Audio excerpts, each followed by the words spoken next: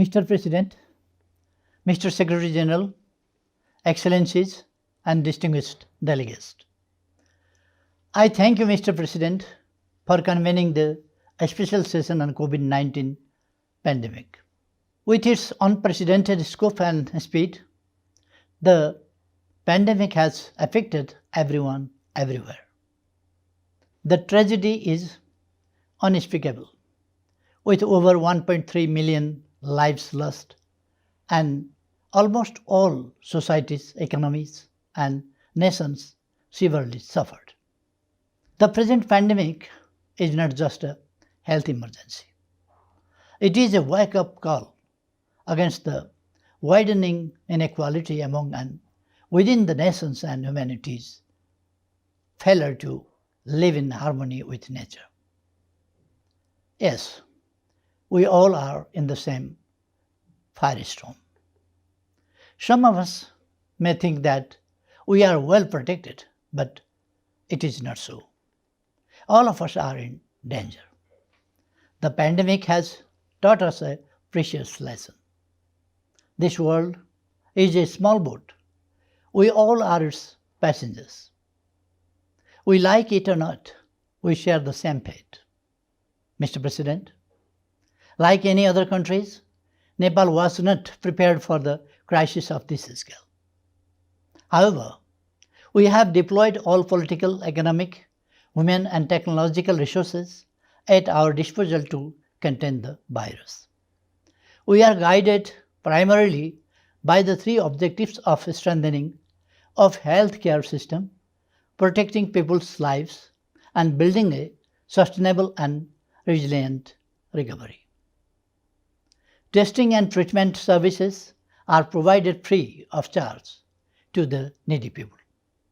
Necessary infrastructures, human and financial resources, and medical equipment are ensured to the health systems in federal, provincial, and local levels. Beginning from almost none, we extended PCR testing facility to 68 laboratories across the country. More than 70 hospitals have been designated as COVID-19 hospitals. We are moving ahead with the target of building hospitals with basic healthcare facilities in all 753 local levels.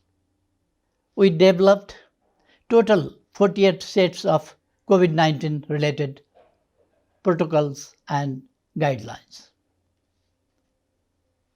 Rising public awareness about health protocols, safety and sanitation through social organizations, individuals, mass media, social media, and daily briefing by the Health Ministry have been particularly useful. Mr. President, Nepal commends the United Nations and in particular the WHO for their global coordination and leadership during the crisis.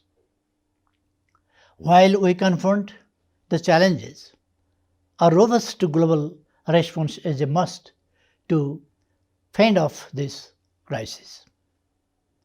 First and foremost, we must give a fresh lease of life to multilateralism.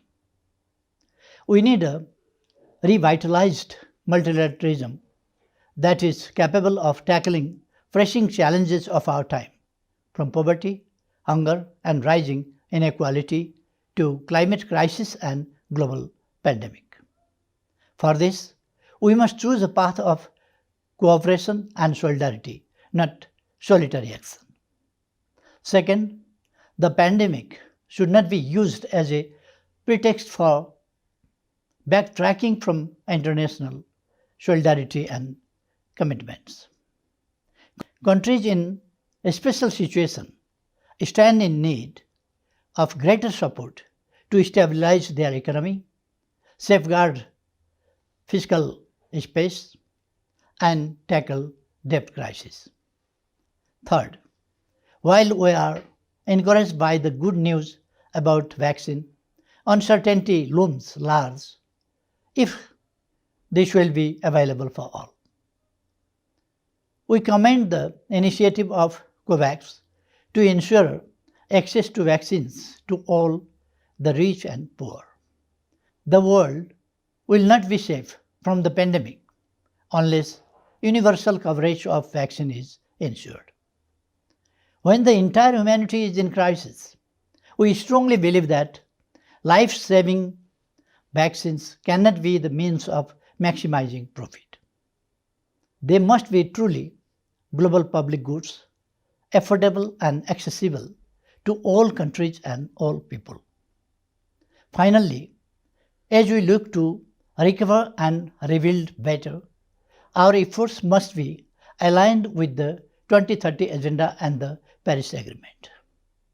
We must invest in health and social protection systems, invest in infrastructure and create jobs.